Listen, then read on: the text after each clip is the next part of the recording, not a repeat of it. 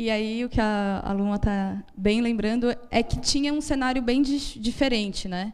Porque quem ia financiar a obra da Cararaô e das outras usinas seria o Banco Mundial. Então, com essa pressão internacional, o Banco Mundial resolve retirar o seu dinheiro, o seu financiamento dessa obra. O que acontece hoje?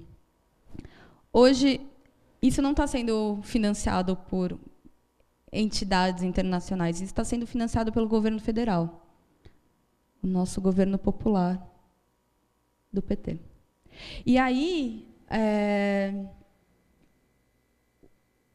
mesmo com toda a pressão internacional que possa acontecer, e mesmo com a nossa pressão popular aqui, a Dilma Rousseff, a presidente, já falou que 2012 é o ano de Belo Monte.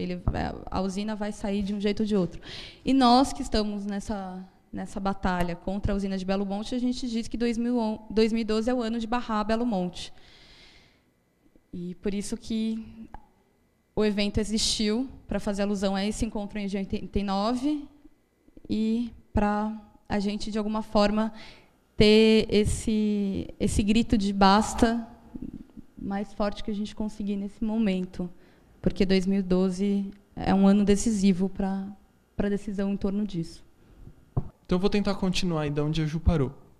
Então, ela contou que o projeto da usina é bem mais antigo, né? Ele vem de antes da década de 80. Em 89 teve esse encontro, que foi um momento importante da história aí da usina, em que conseguiu se barrar. Não teve a construção da usina de Belo Monte, principalmente por causa de pressão internacional. Então. Aí, mais de 10 anos depois, no começo da década aí de 2000 e pouco, no começo aí no finzinho do segundo mandato do Fernando Henrique, começo do primeiro mandato do Lula, o projeto é desengavetado e começa a se especular de novo que voltaria a ter a construção de Belo Monte. Nesse tempo em que o projeto ficou parado, eu tenho a ideia de que muita coisa aconteceu. Eu acho que uma das principais coisas foi o que a Ju já mencionou. A gente já não depende mais do investimento do Banco Mundial. A gente hoje tem o dinheiro do BNDES para ser investido nisso. Vou contar a nossa experiência quando a gente chegou lá. Então, agora em janeiro, eu, a Ju e 2 amigos, a gente foi para lá. A gente soube da construção da usina. O que a gente ouvia bastante quando a gente estava no Ocupa Sampa era dos impactos ambientais, do problema com os índios que teria lá. Então, a gente foi confirmar com os nossos próprios olhos lá, conhecer as comunidades, as lideranças, o movimento que estava acontecendo lá. Então, a gente chegou em janeiro em Altamira. A primeira coisa, a gente conheceu o bispo da prelazia do Xingu, que chama Dom Ervin. Ele é uma pessoa bastante importante no movimento contra a barragem. Recentemente, logo antes da gente viajar agora pela segunda vez, ele deu uma entrevista para Eliane Blum, não sei se vocês conhecem, uma repórter da época. Uma entrevista bem comprida, muito boa. Eu acho que vale bastante a pena se vocês quiserem entender melhor tudo o que está acontecendo lá. Ele explica bastante da situação em Altamira. Aí a gente encontrou o Dom Ervin. Conversamos com ele e ele falou que ia ter uma reunião do movimento Xingu Vivo, que é esse movimento mais forte que tem lá em Altamira contra a barragem de Belo Monte. Aí a gente perguntou se podia participar do encontro. Ele falou que, claro, que a gente era bem-vindo e tal. A gente foi no encontro e aí, primeira coisa, a gente ouviu os relatos das pessoas contando como estava a situação em Altamira. E também, mesmo sem ouvir os relatos, ficando um pouco em Altamira, você já nota um monte de coisas que estão acontecendo na cidade. Assim. Então, a cidade era os números eu posso estar ligeiramente enganado, mas a ideia é essa. Assim. A cidade tinha algo como 60 mil habitantes até 2010. De 2010 para 2011, pulou para 90 mil habitantes. Quer dizer, aumentou em quase 50% a população da cidade em questão de um ano. E aí, com isso, um monte de coisa que a cidade não dá conta. Então, eles estão tendo problema de inflação muito alto, especulação imobiliária muito alta. Teve um crescimento do índice de estupro incrível, mais de 100%, cento e tantos por cento, 160% aumento do índice de estupro em questão de um ano. Teve um aumento de prostituição infantil enorme. um monte de coisas que estão associadas com o fato de terem chegado na cidade de uma vez só milhares de homens, né? Que ainda é isso, né? Que a grande maior parte das pessoas que chegaram são homens, vieram muito poucas mulheres. Eu falei que foi de 60 para 90 mil, eu tenho um dado que acho que 80% das pessoas que chegaram em um ano são homens, não é?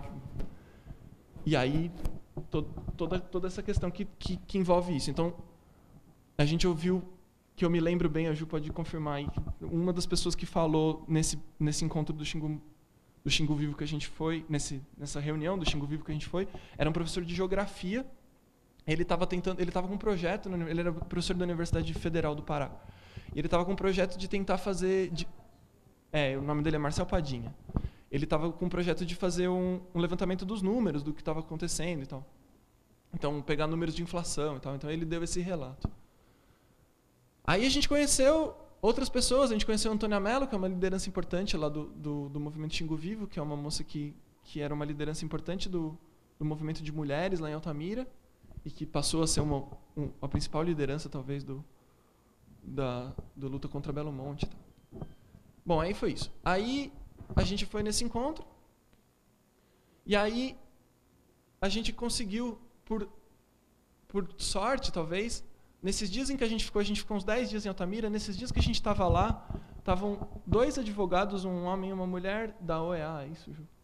Da OEA. Eles estavam lá também, no mesmo esquema que a gente, estavam lá para conhecer um pouco da realidade de Belo Monte, entrevistar as pessoas, para colher dados para o trabalho deles. E aí, a Antônia e o Rui, que eram as pessoas que a gente conheceu do movimento Xingu Vivo, muito sabiamente, ajudaram a gente a ir de carona em todas as coisas que eles foram. Todas as vezes os advogados iam pedir ajuda para o pessoal do Xingu Vivo. O pessoal do Xingu Vivo falava, ok, seria legal vocês visitarem tal comunidade. Aproveitem e levem os estudantes da USP com vocês para eles conhecerem. Então, com isso, a gente conheceu várias coisas interessantes. A gente foi visitar 2 aldeias indígenas, lá da Volta Grande do Xingu. Se puder voltar, Duda, aqui, ó. Então, eram 2 aldeias, uma que é por aqui, se não me engano, e a outra é por aqui. Então, são os Araras e os Jurunas. Eu sinceramente não sei qual é qual. Mas a situação deles é que a barragem vai ter uma barragem aqui, certo? E aí, para cá do rio, ele vai secar. Na verdade, o que acontece é o seguinte: o rio Xingu, ele é um rio que, durante o verão, ele seca, e durante o inverno ele enche. E aí o que vai acontecer é que depois da barragem ele vai ficar, essa parte toda vai ser sempre como se estivesse no verão, ele vai estar sempre seco. E aí a gente foi conversar com os indígenas, tal, eles contaram da experiência deles e como que eles estão com medo de não ter mais o canal de navegação aqui, porque eles dependem de pegar os barcos e ir para a cidade fazer coisas, e eles não vão mais poder, quando a barragem estiver aqui, eles não vão mais poder atravessar. A gente conversou com eles. Eles estão preocupados também com os peixes, né? Com a questão da pesca e tal. Aí, num outro dia, a gente foi visitar um fazendeiro que tem umas terras por aqui, mais ou menos. É o seu Lúcio. Então, ele contou pra gente também a situação, como está a desapropriação das fazendas. Então, eu aprendi que a Norte Energia, que é a empresa que ganhou a licitação, né, para implementação da usina, ela paga uma indenização para os fazendeiros quando eles vão ser desapropriados. E aí eles tem uma indenização pelo terreno e tem uma indenização pelas benfeitorias que eles falam. Então, no caso desse fazendeiro que eu fui falar, ele tinha uma plantação de cacau. Eles contam o número de pés de cacau e pagam, eu gravei isso porque eu achei impressionante, eles pagam R$4 por pé de cacau. Quer dizer, não paga nenhuma colheita. Aí eu conheci o seu Lúcio, que contou essas histórias. Outro passeio que a gente foi fazer, a gente foi na Vila Santo Antônio, que fica por aqui, mais ou menos. Não, mais para cá. Por aqui, sei lá. E lá a gente conheceu o seu Hélio, que é um pescador que mora na vila. Ele contou um monte de coisas pra gente sobre as desapropriações, como que está sendo as desapropriações lá da Vila Santo Antônio. Então, também nesse dia, eu aprendi um monte de coisas. Eu aprendi que eles pagam mais para quem mora mais tempo na comunidade e menos para quem mora menos tempo. Indenização para ser retirado. Aí, Uma coisa que rola, que ele estava explicando, é um negócio que ele chama, que o seu Hélio chamava de seguidores de barragem.